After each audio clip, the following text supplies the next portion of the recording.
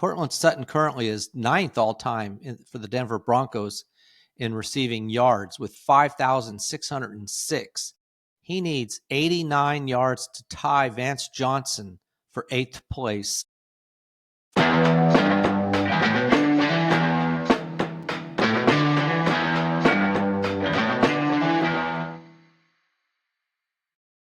Welcome to Just the Stats NFL, the show that covers the NFL statistical leaders from the all-time greats to the current players leading the NFL. My name is Ernie Jennings, and in this pregame for Week 5, we're going to be looking at the Broncos versus the Eagles.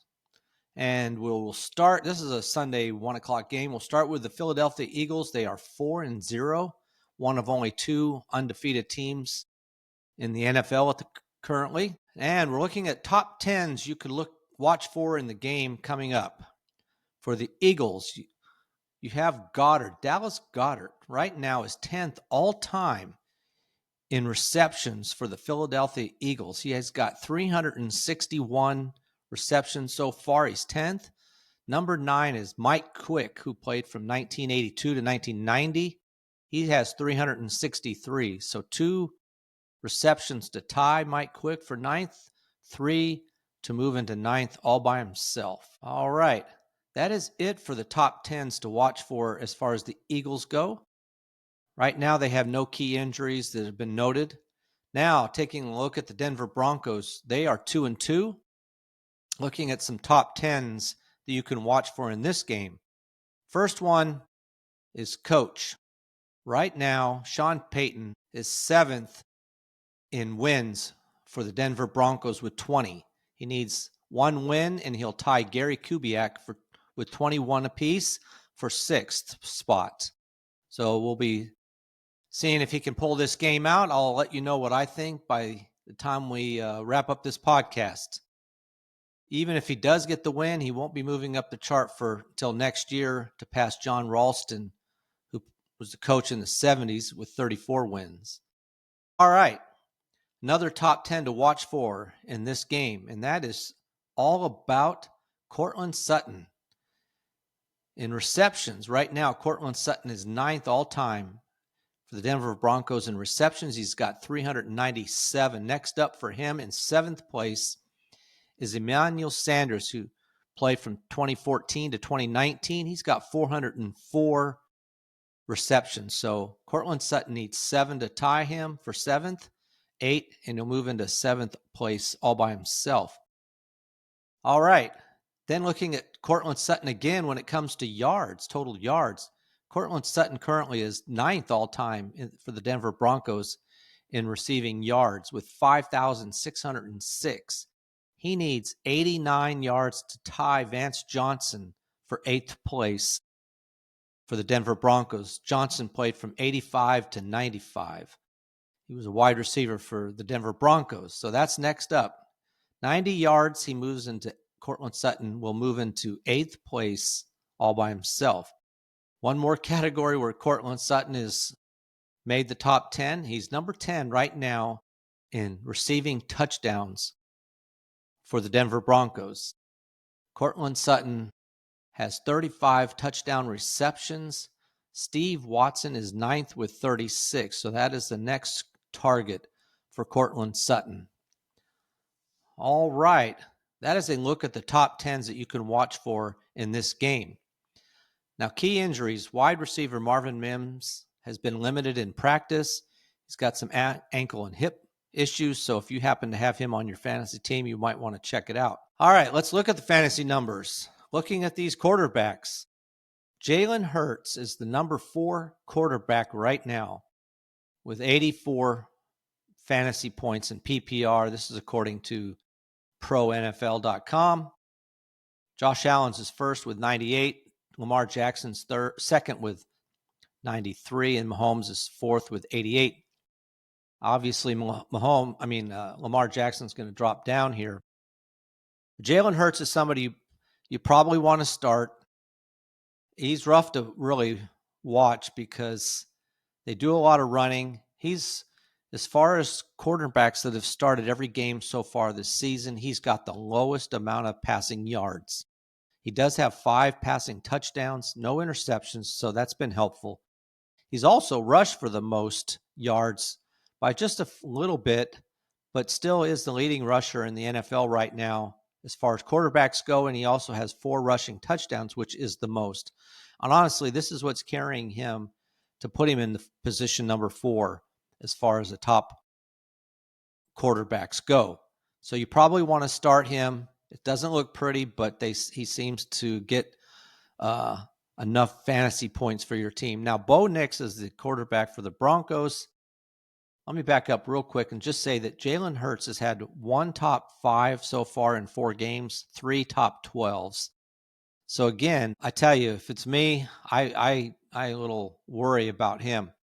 But he's had 3 games, 2 over 24 points, 1 at 19, and against the Chiefs, 11.5 points. So only one bad game, really. So you probably do want to start Hurts. I just don't like his style, I guess, but it's effective for the Eagles. Obviously, they haven't lost a game. Now, Bo Nix again, 1 top 5, 2 top 12s. I might start him against the Eagles just because they may be trying to come from behind if they want to beat the Eagles. They're going to have to keep pace.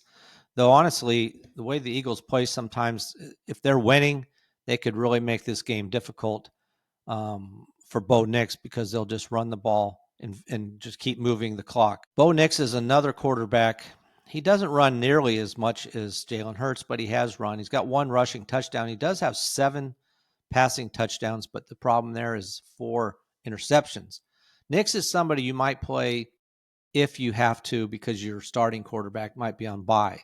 There may be some better options currently at this point in time, but he's somebody you might want to take a chance on.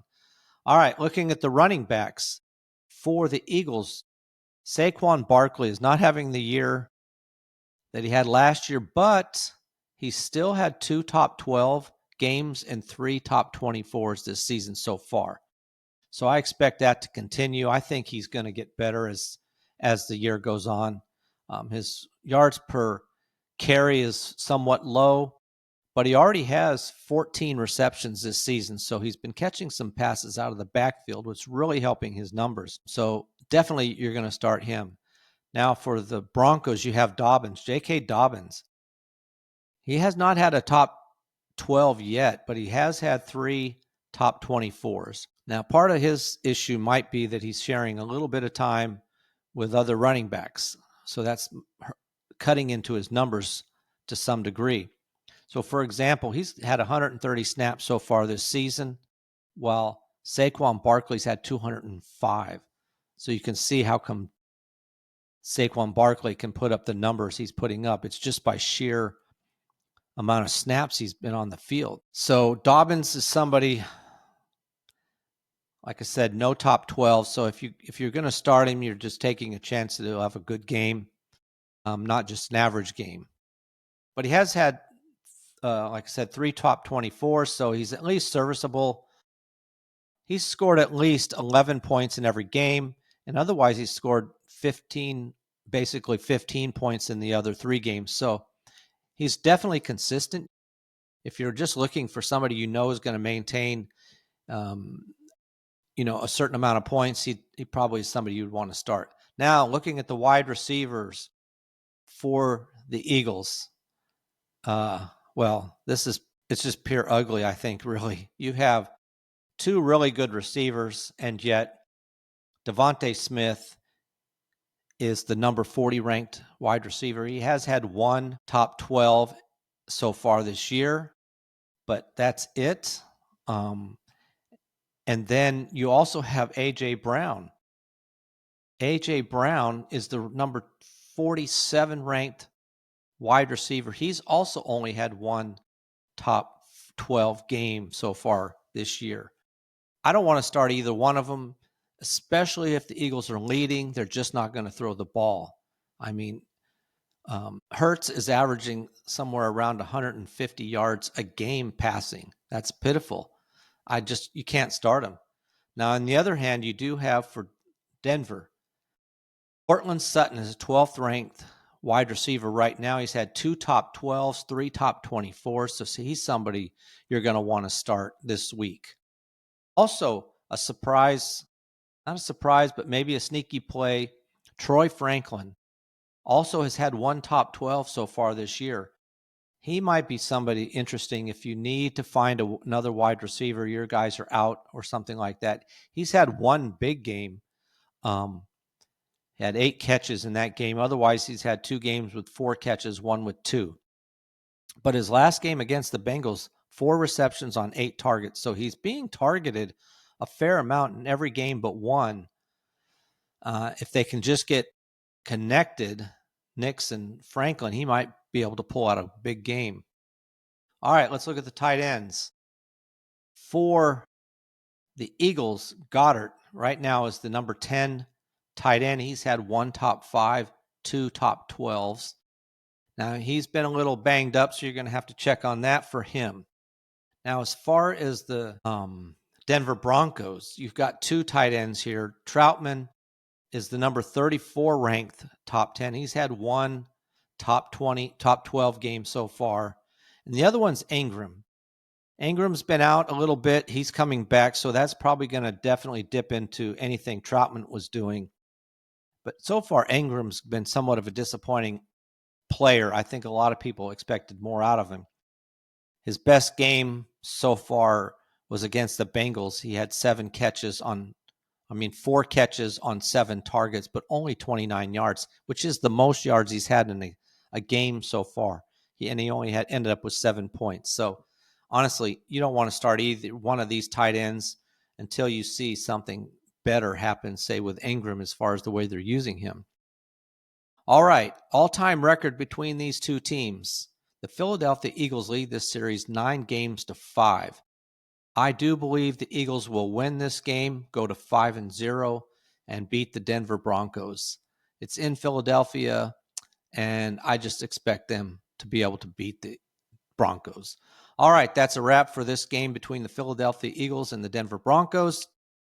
Please like and subscribe to this podcast. You can find it on YouTube at Just the Stats NFL, also on your podcast sites, Apple, Spotify, on your podcast apps.